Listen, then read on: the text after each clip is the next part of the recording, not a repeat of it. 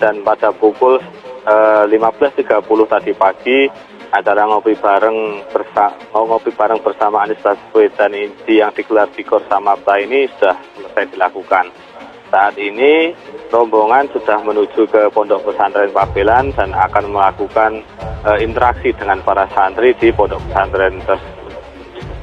Dalam kegiatan ngopi bareng milenial ini dihadiri oleh ratusan milenial dari perwakilan berbagai daerah se-Jawa Tengah. Mereka sangat antusias dalam mengikuti rangkaian kegiatan yang diselenggarakan di Kota Magelang. Nah, ini ada versi Gus Coy dan versi Demokrat. Menurut Gus Coy, nama ini adalah nama yang disebutkan sendiri oleh Demokrat, oleh Andi Arief sebagai Ketua Bapilu Badan Pemenangan Pemilu. Selain mengusulkan AHY, mengusulkan juga nama Yeni Wahid. Tapi kata Demokrat, kata Lakumani, Kamhar Lakumani, itu sih omongan dari Gus Coy sendiri soal Yeni Wahid.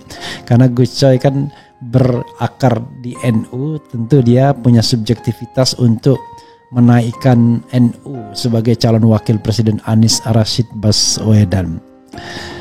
Oke, sobat RHCalian, politik begitulah ya. Kadang-kadang saya kalau ketemu Gus Coy saya ledek gitu. Karena garis NU kan sesungguhnya tidak ke Anies Baswedan, tapi ini NU yang pro Anies, yaitu salah satunya Gus Coy. Oke, coba kita sedikit ulik sedikit ya. Muncul nama Yeni Wahid. Penjelasan kan pesantren dan lembaga pendidikan tidak boleh menjadi tempat kampanye. Nah, ini bukan kampanye, karena Pak Prabowo dan kawan-kawan ini akan menyelenggarakan peringatan Hari Resolusi Jihad yang jatuh pada 22 Oktober. Nah, minggu lalu saya mengundang rapat keluarga. Ketuanya ini Pak Aying, Pak Hasyim Karim. Saya tanya kepada majelis keluarga, boleh nggak kita menerima Pak Prabowo silaturahim? Boleh, sejauh itu tidak kampanye. Jadi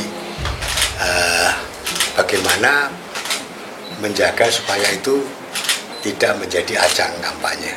Beri kesempatan untuk melakukan tanya jawab kepada Anies Baswedan.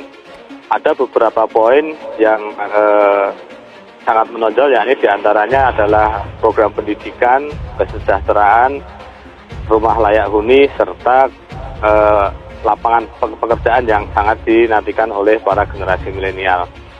Dalam diskusi tersebut, Anies Baswedan menekankan bahwasannya apa yang sudah dilakukan oleh pemerintah sekarang akan dilanjutkan dan akan melakukan perubahan pada bagian-bagian yang nantinya dirasa kurang efektif bagi masyarakat. Justru Andi Arief yang merilis ada nama Mbak Yeni dalam usulan PD. Kalau Anies memilih salah satu dari usulan itu, apa salah ucapnya? Gus Coy juga menyebut tidak ada yang salah jika Anies Baswedan akhirnya tidak memilih satupun usulan Nasdem, Demokrat dan PKS. Dia menyebut kewenangan sepenuhnya berada di tangan Anies Baswedan.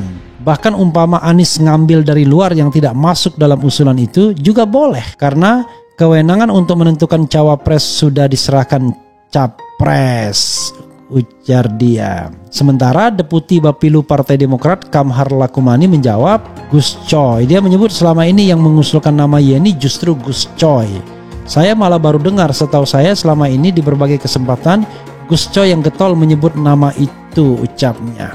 Gus Coy sih dukung NU sebenarnya. Siapa aja ya, termasuk Hovifah Indar Parawansa. Lebih lanjut, Kamhar menyebut pihaknya tidak akan mengomentari pernyataan Gus Coy. Dia memastikan Demokrat sudah menyerahkan sepenuhnya soal cawapres kepada Anies Baswedan.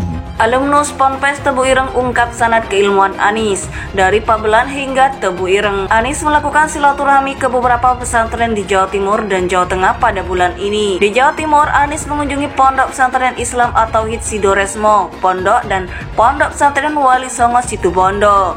Sementara di Jawa Tengah, Anies mengunjungi Pondok Pesantren Pabelan di Magelang. Kunjungan ke Ponpes Pabelan, Magelang terasa istimewa, sebab Anies pernah belajar di pondok pesantren ini saat duduk di bangku SMP. Saat acara ngobrol bareng santri di Ponpes Pabelan, Anies bernostalgia dan menceritakan pengalamannya belajar di pesantren tersebut. Selain itu, Anies juga menyampaikan materi dialog wawasan kebangsaan. Menjadi santri yang pintar agama sekaligus cinta tanah air adalah satu kesatuan yang tak bisa dipisahkan. Itulah salah satu ciri dari santri Ahlussunnah wal Jamaah. Ada beberapa alasan mengapa orang tuanya memilih Ponpes Pabelan sebagai tempat belajar agama bagi Anies Baswedan. Pertama, lokasi Ponpes Pabelan di Mungkit. Magelang tidak terlalu jauh dari tempat tinggal Anies Baswedan di Yogyakarta. Dari rumah Anies Baswedan di Yogyakarta ke Ponpes jaraknya sekitar 30 km yang bisa ditempuh dalam waktu kurang dari 1 jam. Alasan berikutnya yang tak kalah penting adalah mengenai sanad atau jalur keilmuan Ponpes Pabelan yang bila dirunut akan sampai pada Ponpes Ahlussunnah wal Jamaah Aswaja ternama di Indonesia.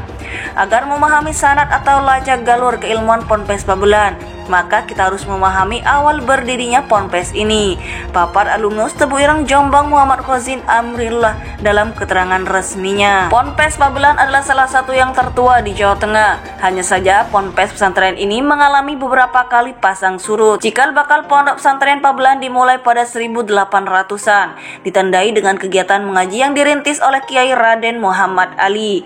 Namun ketika pecah perang di Ponegoro 1825-1830, Ponpes ini berhenti dalam waktu panjang.